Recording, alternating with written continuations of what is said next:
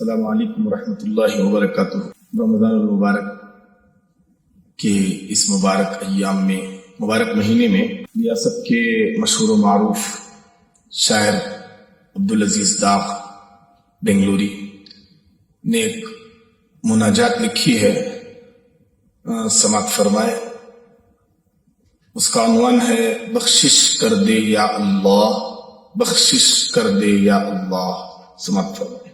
روز محشر روز جزا دوزخ سے امت کو بچا کوئی نہیں ایک تیرے سوا، بخشش کر دے یا اللہ، بخشش کر دے یا اللہ۔ روز محشر روز جزا دوزخ سے امت کو بچا کوئی نہیں ایک تیرے سوا، بخشش کر دے یا اللہ، بخشش کر دے یا اللہ۔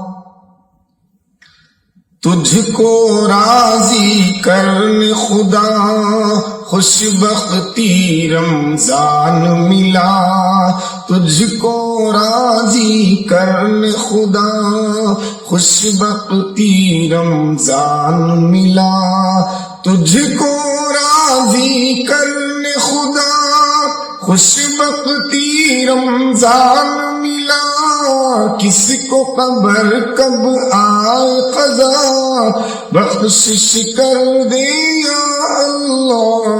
روز محشر روز جزا دوزخ سے امت کو بچا کوئی نہیں ایک تیرے سوا، بخشش کر دے یا اللہ، بخشش کر دے یا اللہ۔